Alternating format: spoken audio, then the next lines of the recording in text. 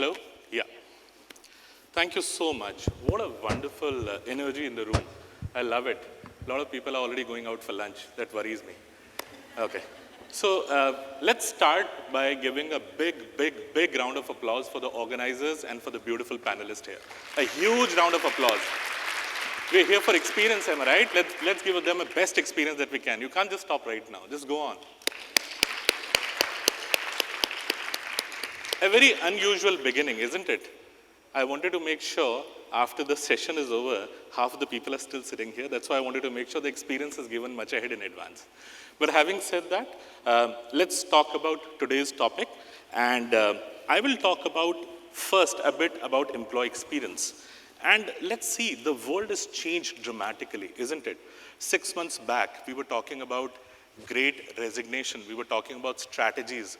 How do we retain people? 6 months fast forward, today we are talking about recession. I've never heard ever in my life, 6 months, and we're talking about recession. The same set of talent that we were trying to retain, we are now talking about what to do with them. There's another example that I will take. I don't know how many of you sitting here in the room had heard before November, what is ChatGPT? But today, I even saw people raising hands and asking questions, how many of you do not know it? That's how the world is radically changing. A pandemic, which had shut down the whole world, never heard of things like that. So what's happening? The amount of change that has happened in last 20 years has not happened in last 20,000 years. And let's try to make sense out of it. And I would say only two things that we are going to talk here today, well-being and employee experience. Well-being, which was earlier more looked upon as a welfare, then became kind of health, safety, environment, and today is called as holistic well-being. That means my choice, my health, my device, and my place.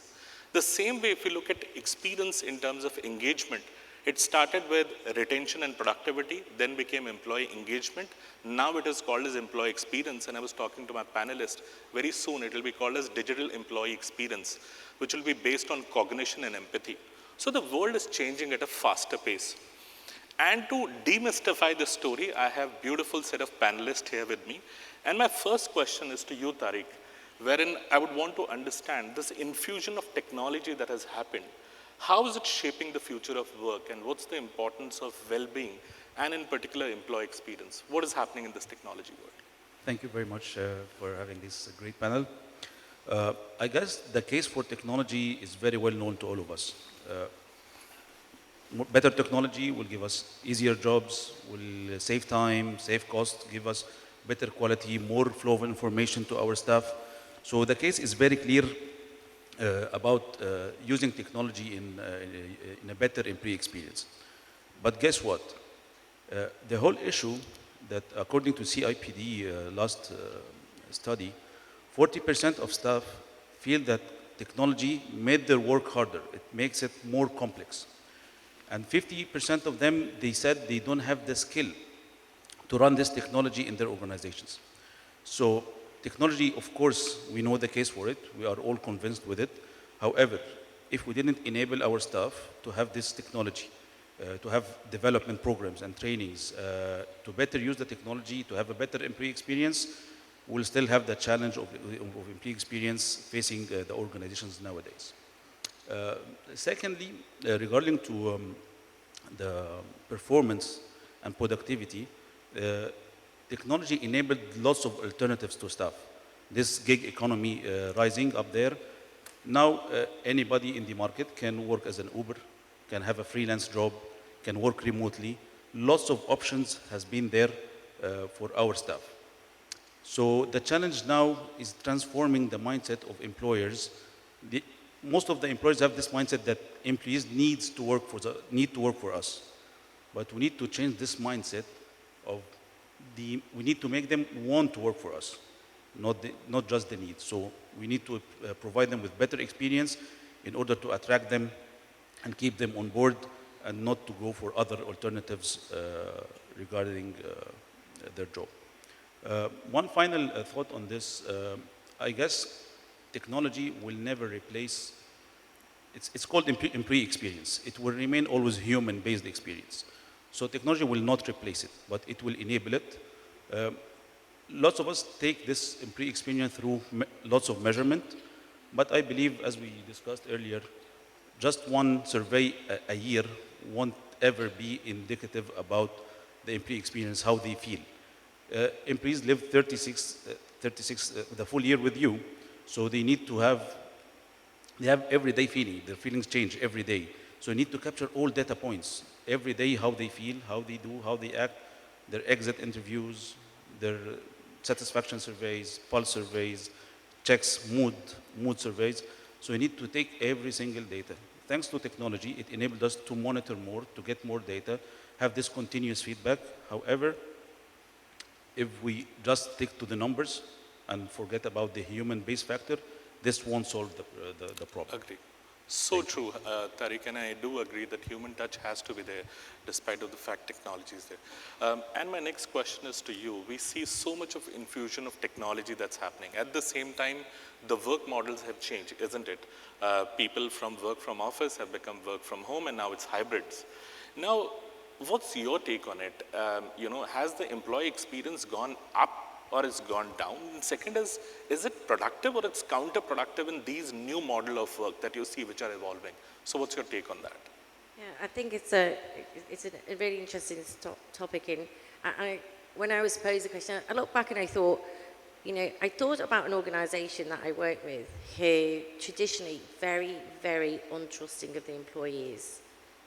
Swipe in, swipe out. If you're 4 minutes late, one warning. If you're another 4 minutes late, second warning. Messages going out from HR continually about being late. When the opportunity was forced to work remotely, the organisation was one of the fastest I saw change. So the employee experience and engagement in that organisation was extremely low. It was continually, we're not trusted, the management don't trust us. Suddenly, remote working, it shifted. That employee's experience, they felt that they had autonomy, they felt trusted. So the remote working for that organisation shifted the employee experience. So it had a very positive impact. The question is whether that was sustainable to continue. True. And we see a lot of organisations are slipping backwards. I had a chairman say to me, why is nobody in the office? I said, why do they have to be in the office? They've not been in the office for nearly 2 years. But I want to see people. And I think the question is in terms of the experience and well-being, you've got to change your strategy. What worked before in terms of face-to-face, the hurrahs, the team building, family days, etc., it doesn't stand now. Some people want to work from home, some people don't. And I think the experience is an individual experience.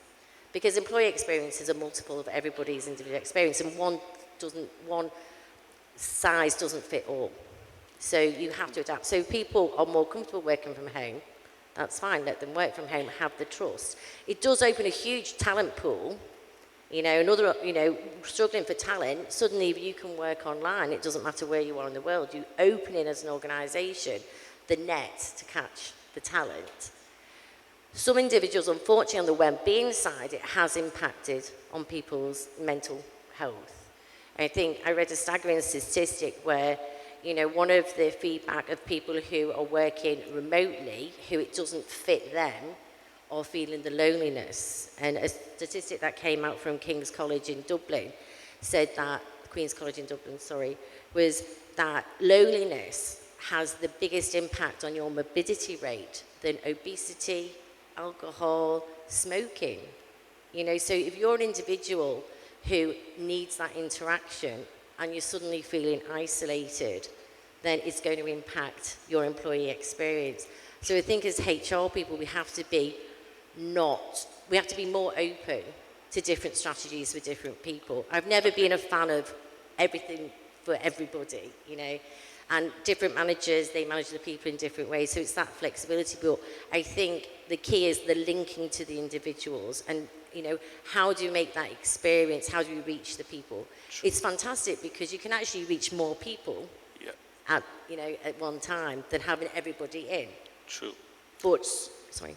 Yeah, you're absolutely right. Very authentic, it has to be very personalized, and it has to matter to the organization. Absolutely correct.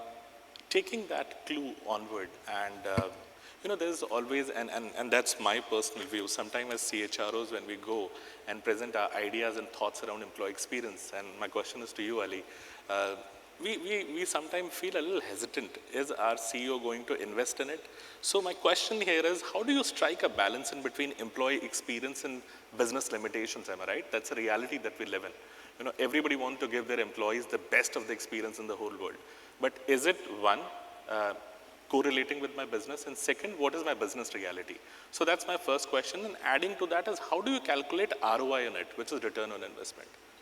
Thanks, Raj. I think it's the challenge that the CHROs are facing, specifically when it comes to the employee experience concept, which comes, I think, by 2017, 2015, versus the customer experience, which was there since early 90s. I think it's more or less that we learn that the customer experience has the value that the business are feeling, okay, because customers right now are not only focusing on the product or service, they are influenced by their reputation, they are influenced by what's there in the social media, what the comments are about the product or the service.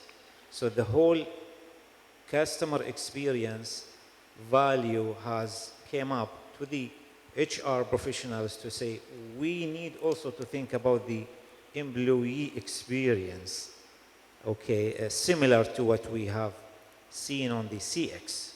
So the EX right now is not just a matter of how much we pay, okay. The EX right now is about how the purpose of the company people are feeling. It's all about how people are engaged or disengaged, how people feel they have a career growth, okay? And I think it is the moment of truth, which was there in the CX, has become the moment of value that the employee is considering in the employee experience. What makes the employee wake up at the morning and feeling fully energized to go to work, this is what the CHRO and the business leaders should think about. It's not just a matter of how much we pay and the benefits we provide, rather than what the employees feels from the leadership style, from the purpose of why they are doing their job, okay? I still remember during the pandemic where we feel as a management that it's secure to the staff to stay home, to avoid the interaction and to be more safe. But by the time a week, a month, 2 months, they started calling us saying, guys, we would like to go back to work in the office. So what we feel is the best for the employee experience is different than what the people itself feel for them to perform more. So this is also back to how we engage, how we gauge and measure the EX, whether it is by the surveys or by the pulse surveys or the one-on-one discussions. It's very important also to gauge and measure that, sure, and convert these results into the return on investment figures and numbers. And this is what the business leaders should understand. When we talk about the EX, we are not talking about spending millions to the staff. It's not the whole fact or the whole reality. It's how we treat them, how our leadership style is, how the processes, how the digitization that enables them to do their job better and better. Absolutely, and I completely agree with you. Sometimes it's very, very important to look at both explicit and implicit way of results that are coming because of greater employee experience. If we look at today's world, Amin, and my next question is to you, often said data is the new oil, am I right? We hear so much of employee data being churned around, and there are new tools like AI, automation, they are coming and they are cluttering the space of well-being employee experience.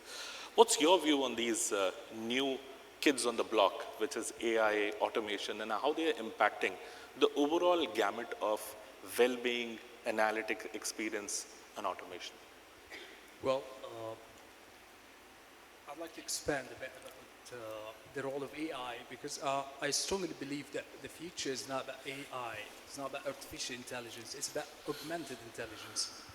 Yes, AI is replacing lots of jobs, and it's taken over prescribed and repetitive, patronized jobs, but still, we as human beings, we're still needed. AI will not replace humans entirely. I've got a story to share with you. Now, ChatGPT is proliferating, and it's going viral. My sons, they are 10 years, and they are not satisfied with the outcomes. They use ChatGPT to solve the issues of writing their assignments faster and quicker. And always, they are not satisfied with the outcomes. They have to work on it. They have to improve it. They have to advance the outcomes. So they come and say, it doesn't solve everything. Yes, it's quite faster, but I have to get involved. That's a 10-year-old child.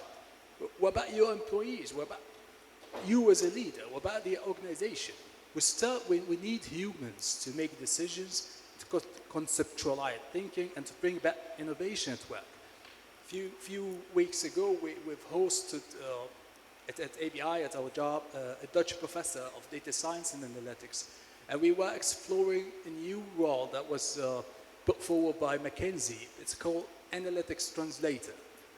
Because probably, yes, machines are powerful in terms of data processing, in terms of visualization, but they are not making decisions. They are not making innovation. They are not creating concepts. They are not helping people. Even with the COVID, we all came out of the virtual world, bubble of the COVID, and crave in-person meetings and crave being back to work. Yeah, we had surveyed the morning, yes, we I think had a survey the morning about the current state of work arrangements. And most of you preferred hybrid work, not remote work. And we're going into distributing workforce models. We're going into working from anywhere. We're going into a hyper-personalized world. But we still need humans to work in collaboration with the machine, so we can augment the intelligence and complement the strengths of both of each other. So I think you might agree with me that humans are indispensable, and we need to work with each other as human beings. And if we are speaking about human employee experience, I think we're living in the post-digital age, not the digital age. We're living in a humane age where mental health and well-being are critical and important. So the more organizations and leaders and HR leaders are thinking of technology as an empowering tool, as an enabler, True. The more we can move forward, the more we can improve the experience. And the more we look at in technology as a monitoring tool and a controlling tool, the more we diminish and quench the opportunities for people to grow and to maximize the impact at work. Agree. So I think collaboration is needed in the future. I think you're absolutely right. Let's try to engage audience also, and we are talking about future of work, am I right? Is there anybody in the audience who can tell me who tossed the concept of employee experience? You can't Google it, please? Can anybody tell me how did this all begin, employee experience? Okay, so let's at least give some takeaway as a part of the session. You'll be surprised to know that in 2008, there was a professor called as Kaveh Abhari who tossed this concept called as employee experience. And it did not gain momentum till early 2015. It's only in 2015 when great thinkers like Jacob Morgan and Josh Bersin, they started writing about employee experience, and pandemic happened after that. It became far more important, and we are talking today, and the genesis was as simple as that treat your employee exactly the same way as you want them to be treating your customers. It's as simple as that. That reminds me of a fact that in today's world, the hunger for love and appreciation is far more higher than bread. And that's my next question to you, Tarek. How do you see the future of reward? Because reward is a very, very inherent need of a human mankind. And in the future of work and experience, what place do you see it has, or what changes do you see it's going to happen there? Thank you for that question. I think it's really important part of the employee experience is the reward and recognition part. But when you talk about experience, it's always about the feel. So it's beyond the tangible parts, not beyond the certificate he will get. It's beyond the cash he will get in his bank. It's going more towards belonging. Employees need to feel that they belong. They need to feel that they belong to a higher purpose, to a community.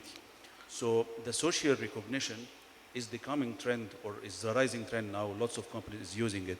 So the employee doesn't just want to get a paycheck with extra merit at the end of the month or a certificate or extra bonus, but he needs to feel recognized with his family, with his friends, the community, not just inside the company. So being recognized on the social media, using all the platforms available, I think this is very rising trend and should be the future in rewards. One other thing, employees started to feel like negative about the cliche kind of rewards and recognition. So this employee of the month that has been there for like 50, 60 years, it's no more rewarding for them. It's a cliche. They need something more personalized, something that really differentiates his personal achievement, his contribution. Again, he needs to get the reward, but with a human touch. This tap on his shoulder, for him, is very important above the certificate you will get him. So getting more personalized, adding more differentiators, and more focus on the human element in the rewards and recognition is very crucial in the coming period. Another trend that I believe it will be the future is the 360 approach in rewards and recognition. One's really get warm-hearted when he gets recognition or appreciation from his direct manager. But imagine he gets it from the boss of his manager. It has higher impact. Imagine he gets it from a different department, from a head of department in a different area. It feels more valuable. Imagine he gets it from a supplier. Imagine he gets it from the customer, from his peers. So having this appreciation culture 360 with all stakeholders, with the employee, I believe it will be the next big thing in the rewards and recognition. Sure, I appreciate that, and I do agree social recognition and individualized and personal has a greater impact on the motivation of people. My next question, given the paucity of time, is to both of you, Ali and Anne, and I'd start with Ali and then come to you. Is digitization of HR services is the future of employee experience, and what are the limitations to it? So it's to both of you. Well, I think the HR services are touching the heart of most of the employees. You know, sorry to say, when they feel the HR is just the bureaucracy and the payroll processing department.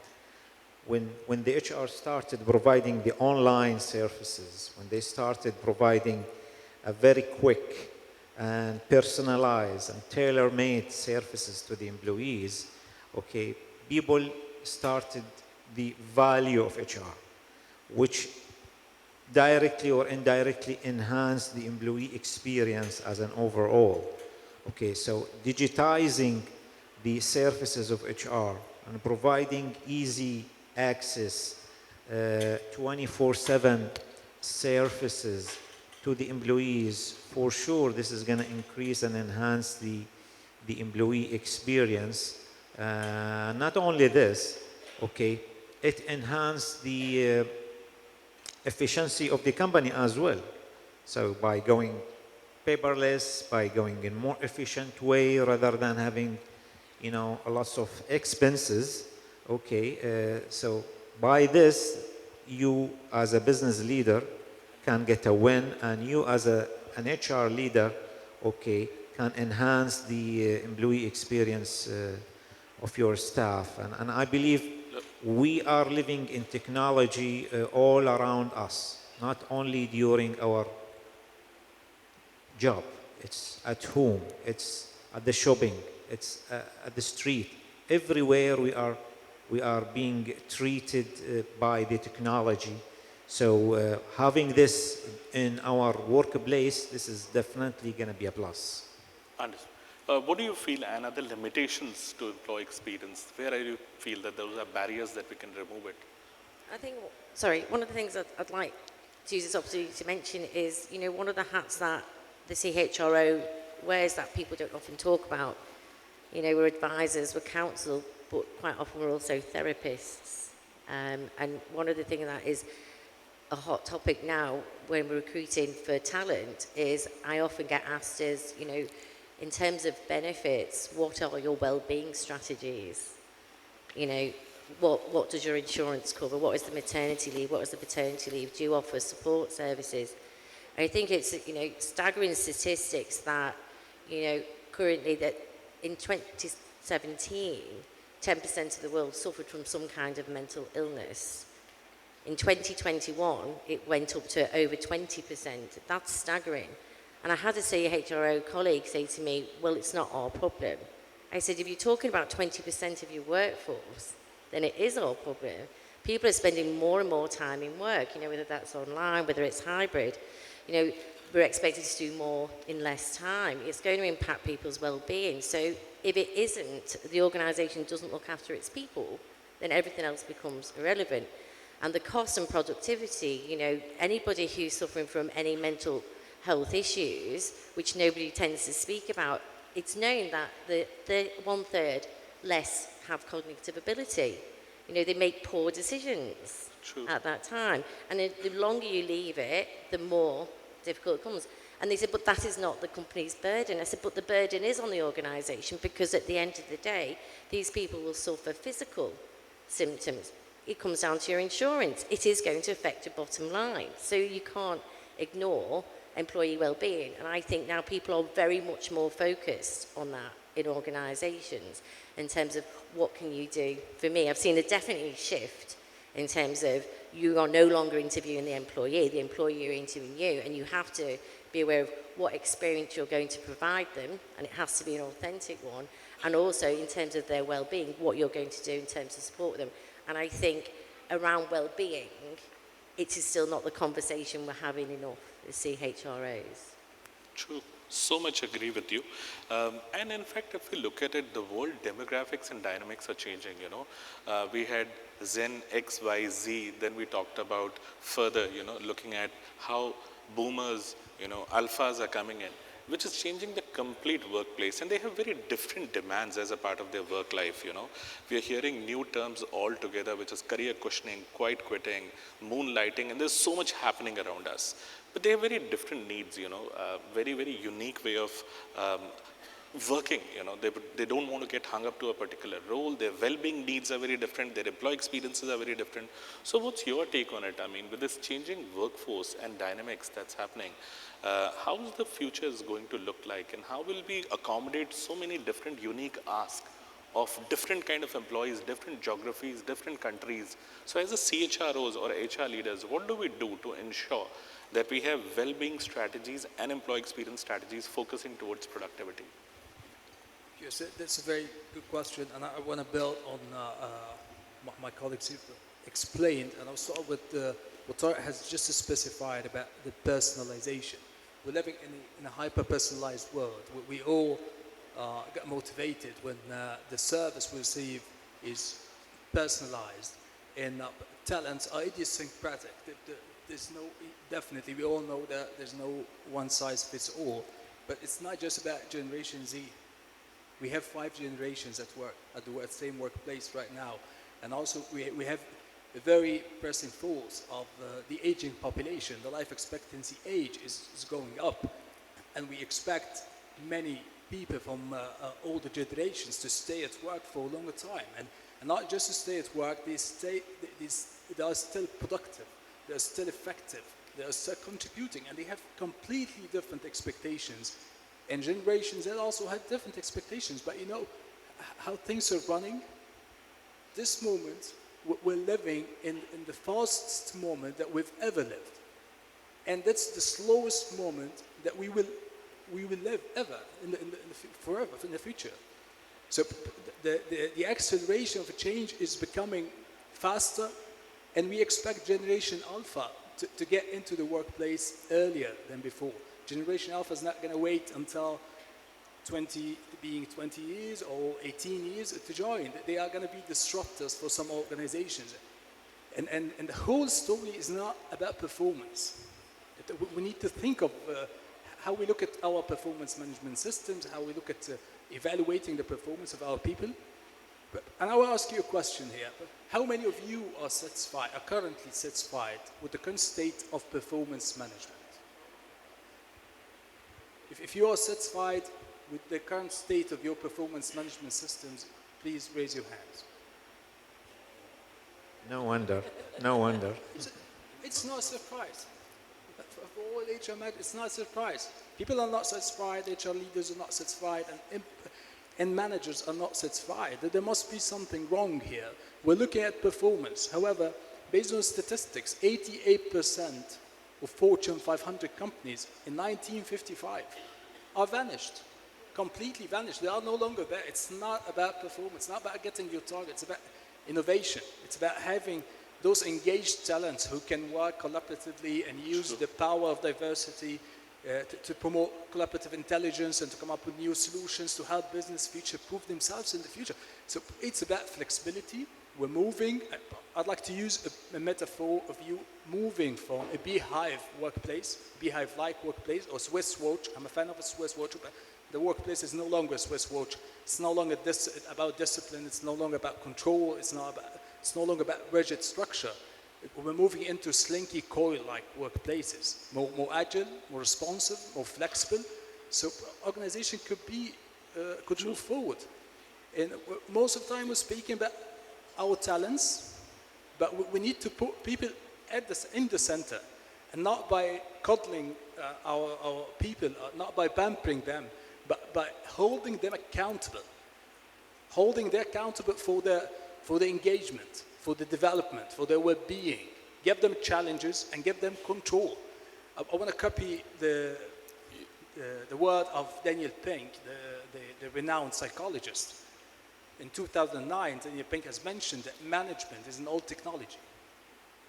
Today, the technology of today is autonomy and accountability.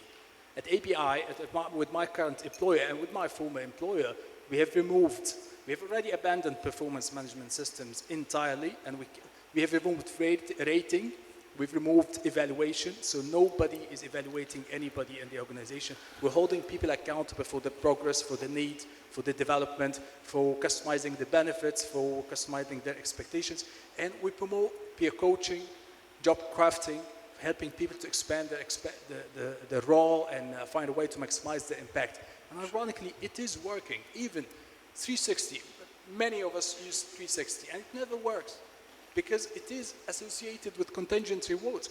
Use 360 and let people know that there is no repercussions, there's no actions for 360, and people will be committed to get the benefits of 360. So I'd like to shed light that flexibility and responsiveness, personalization, and agility at the workplace is not becoming a welfare or a nice to have. It's essential for organizations to grow, not just for people. True, and additionally, I beautifully like the 2 points that you said additionally, which is, hyper-personalization and innovation that sits on the top of it. Absolutely, and we are just on the verge of our timing. So let's open it for audiences and answer some of the questions if they do have. So we are opening it up for audience for any question if you have, please.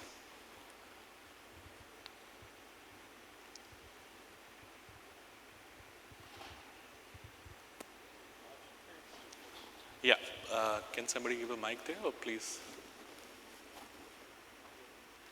Yeah, there's one more question in the back. Mike. Yeah, please go ahead. Okay, so I thank you so much.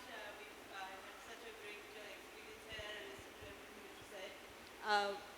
We have all the chief HR people sitting on this panel. So my question is to you. From what I gather, a good employee experience depends on the organizational culture, i.e. what is valued within a company. Is it just sales figures or quarterly earnings, or is it good customer service wins or teamwork or collaboration, etc.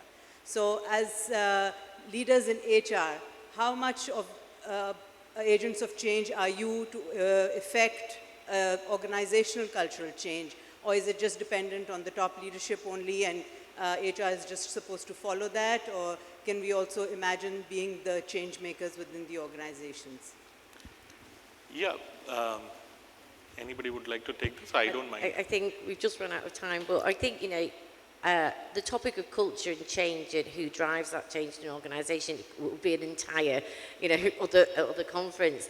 But I think it's really interesting in, terms especially within this region of forcing culture change.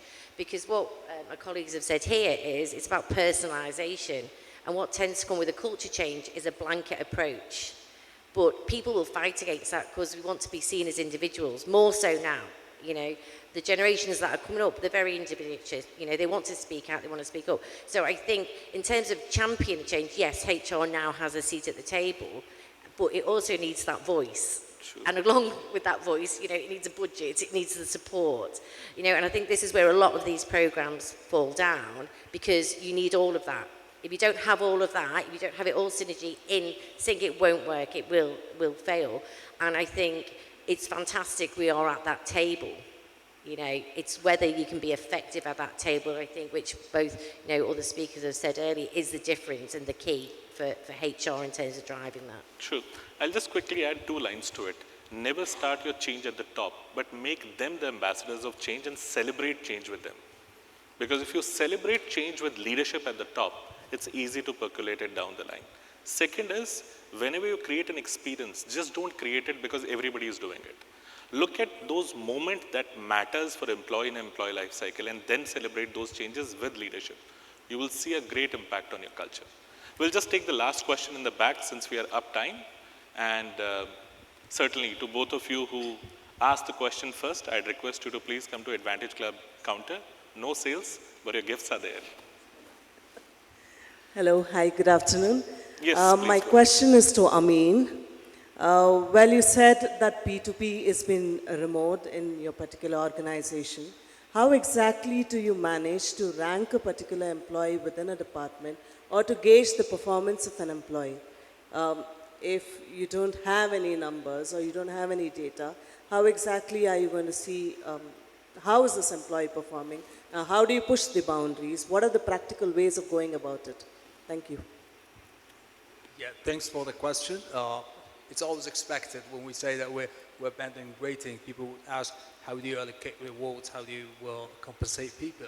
But we're not removing measures. We're asking people to become accountable for the objectives. We're using OKR, probably some of you would be familiar with that. That we ask people to set their objectives and to validate with their managers.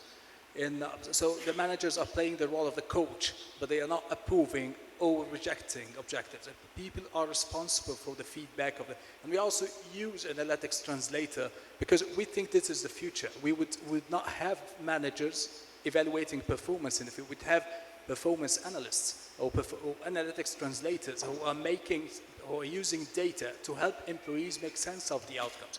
For example, for the 360, where particularly we get people to choose who to evaluate, who to provide feedback. And we share the feedback only with the employee without access for the HR, without access for the manager. And they make a decision, they make their own decision who you'd like to share the outcomes with. Or if you don't, you act on your own development pathways by yourself.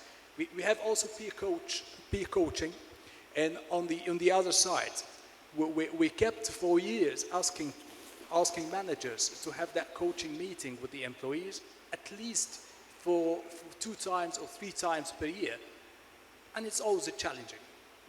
But when we ask people to use peer coaching once per month, it's working effectively without any repercussions, without rewards. It's not associated with the evaluation and rewards and other things.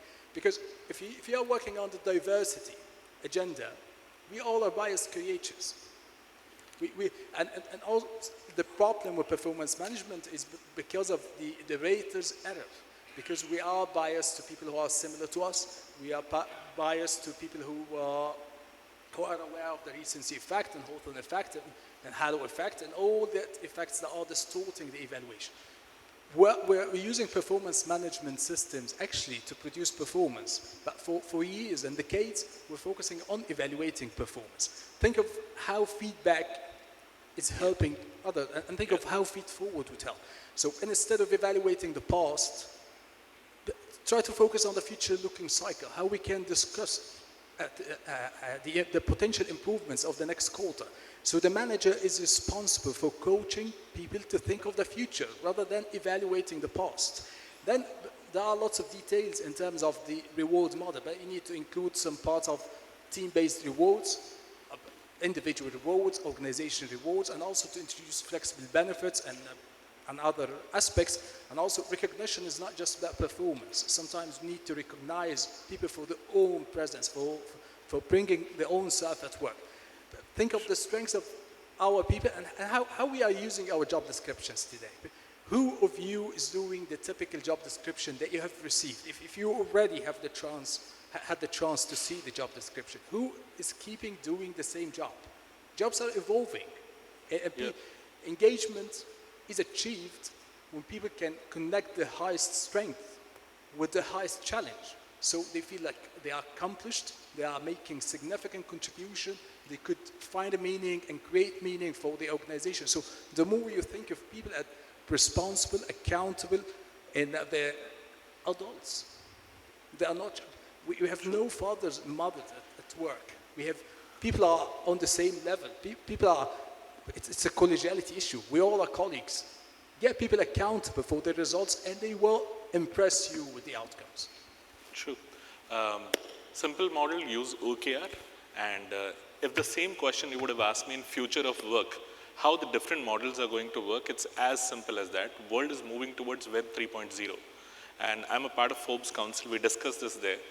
It's as simple as that. You have to earn tokens. It's like decentralize your work. You have to earn tokens at whatever level you are to remain relevant in the system. We can talk a little bit more about it, but we are already up our time. Thank you so much for wonderfully listening to us and a beautiful panelist here. A big round of applause for everyone.